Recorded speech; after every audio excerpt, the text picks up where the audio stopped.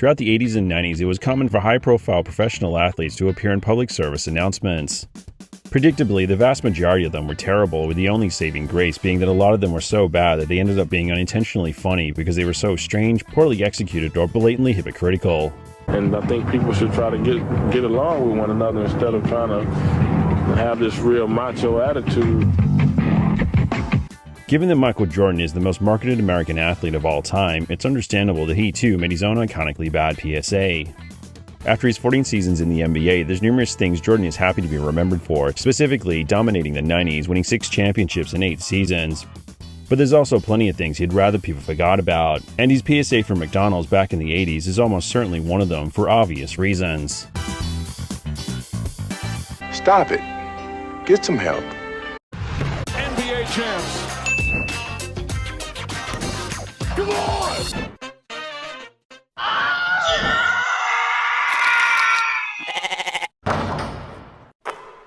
like clubbing baby seals.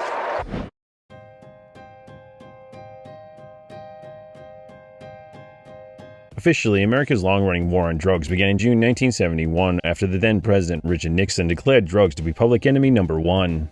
The initiative was a global campaign that involved policies and actions that aimed to discourage the production, distribution, and consumption of drugs. The campaign hit its peak in the 80s, largely thanks to the Just Say No initiative.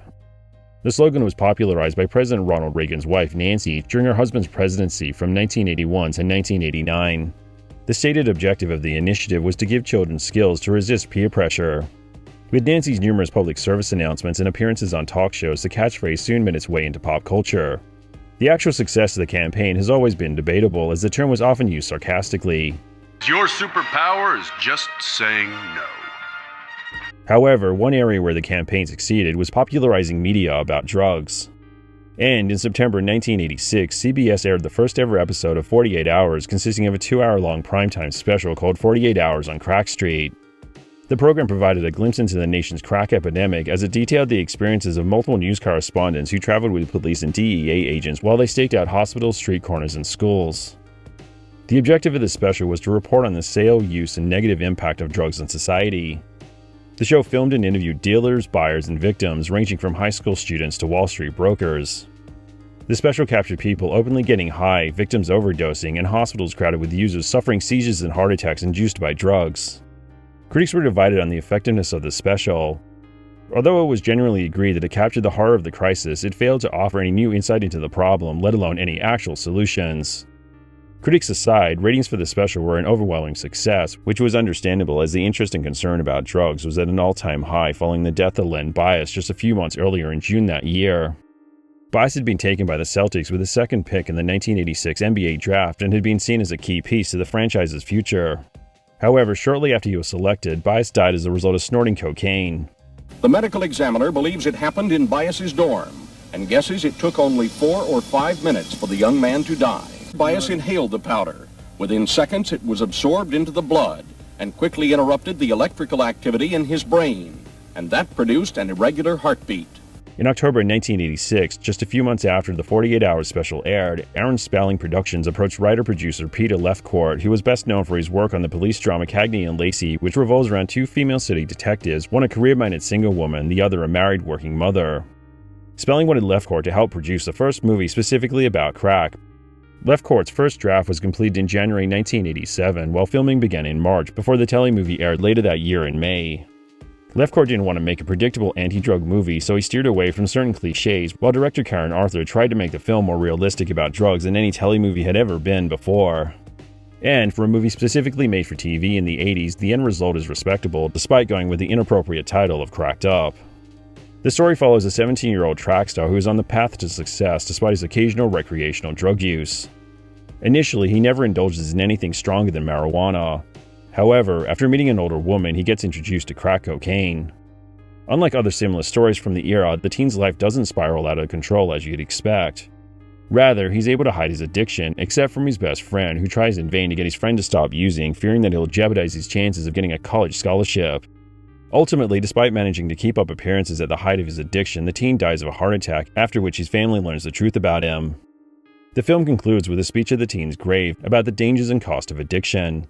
Given that the film aired almost a year after the death of Bias, it was understandable that the telemovie would be followed by a PSA starring a high-profile athlete who had avoided drugs and succeeded thanks to that choice.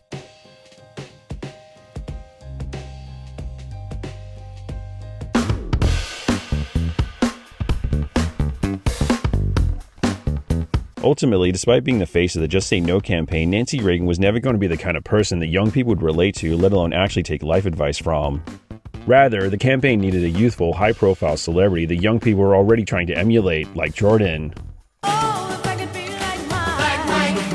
By mid-1987, Jordan had taken home the 1985 Rookie of the Year award and was a three-time All-Star as the face of the Bulls. Furthermore, even though the Celtics and the Lakers had dominated the majority of the 80s, Jordan was one of the most popular players in the league, particularly amongst younger fans, given his success and his extensive highlight reel. Understandably, not long after entering the league, companies were eager to work with him. And one of the first to sign Jordan as a spokesperson was the fast food chain McDonald's. Jordan finds the open man. He goes for two and takes possession of a delicious big breakfast and a hot Egg McMuffin. In 1987, Jordan and the company collaborated on their first PSA together. The minute-long spot was part of the McDonald's-sponsored Get It Straight program, a national drug awareness effort across the country at numerous McDonald's franchises. The spot features a 24-year-old Jordan in a tan suit sitting on a stool in a studio. I'm Michael Jordan. McDonald's restaurants have given me this time to talk to you about something we both really care about: kids.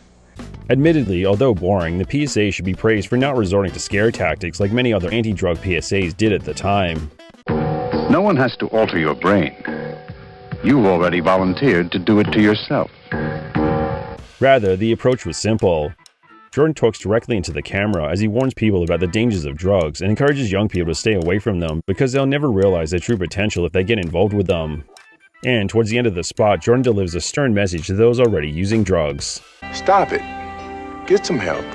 On paper, the idea behind the spot seemed like a win-win situation for all involved.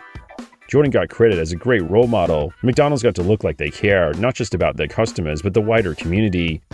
And although not officially associated with the commercial, the Just Say No campaign got their core message amplified. In reality, though, the commercial came and went without much impact, at least at the time. Years later, however,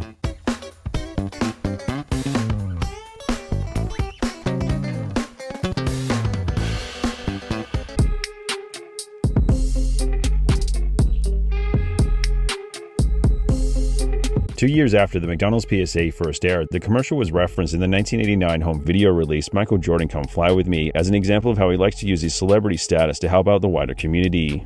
So I was able to step up and be a outspoken person against things that I didn't want to be involved in. And with that, the PSA faded into obscurity.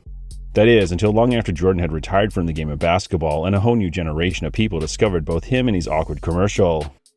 Around the early 2010s, Jordan's PSA, specifically his plea for those doing drugs to stop it, became widely used on social media as a negative response to people or content. And it's understandable why the commercial was so popular, because there's so much about it that is so bad that it's good. Many people love the irony that it was sponsored by a corporate giant who were themselves responsible for a lot of health problems across the world. Others love the awkward editings with slow fade-ins and outs for no real reason. You can just about be anything you want to be. Listen. Then there's Jordan's performance, as he clearly reads what is supposed to be a heartfelt message off a teleprompter, sucking any and all sincerity out of his delivery. And then there's that line. Stop it. Get some help. As a result, the meme was widely used on Vine before the company shut down in 2017, and its popularity has only gotten bigger and bigger over the years on various other social media platforms.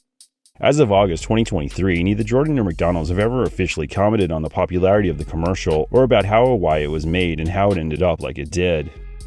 Ultimately, best case scenario, McDonald's had their hearts in the right place as drugs were a significant problem in the country, but the execution of their message was uninspired. At worst, it was a token gesture by a company to put themselves on the right side of history while subtly pushing their own drug to young people. Oh boy, lunch at McDonald's! I knew you liked happy endings. The worst case scenario certainly seems like it's what happened, given that the commercial itself offers a relatively generic message, then fails to provide viewers with any information about how or where to get help. Though, between the conclusion of Cracked Up and Jordan's PSA, there was a helpline. As for the commercial itself, however, it concludes, not with a phone number, but with Jordan's name next to McDonald's logo, suggesting that they were really just promoting the fact that they were officially associated with Jordan and his lucrative brand. Proponents of PSAs often claim that they are typically as weird as they can be in order to make them memorable and reach as large an audience as possible because, even if they draw ridicule, the attitude is that there's no such thing as bad publicity. Stoner sloth. And with that in mind, Jordan's star status, coupled with his obvious awkwardness as he reads lines from a teleprompter, presumably for one of the first times in his life, succeeded at making the commercial iconic, even if it was for all the wrong reasons. So don't blow it. Don't do drugs. Given that Jordan was the first basketball player to commercially benefit from his own name as a brand, his connections with the corporate world have always been deep. And back in 1987, there were few things more iconically American than Jordan and McDonald's. So, it's understandable that when the two titans of Americana collaborated on an anti-drug PSA, that it would become one of the most frequently cited for one reason or another, though no one involved could have foreseen its global success as a sarcastic rebuttal. Impressively, despite being part of the war on drugs, which often resorted to propaganda and scare tactics, Jordan's message was, whether sincere or not, more of a plea than anything else, with the core theme being about how taking drugs destroys a person's potential. And this wasn't simply a high school gym teacher telling kids to keep clean, or, even less convincing, the president's elderly wife. Rather, it was superstar athlete Michael Jordan telling kids that he doesn't do drugs and that if they stay away from them too, then they could be the next Michael Jordan. But that sound message was well and truly lost in its unintentionally comical delivery. Ironically, even though the original intent of the now famous commercial was all about making good decisions, it's safe to assume that Jordan now regards the choice to appear in the PSA as one of the worst decisions that he himself ever made. Get some help.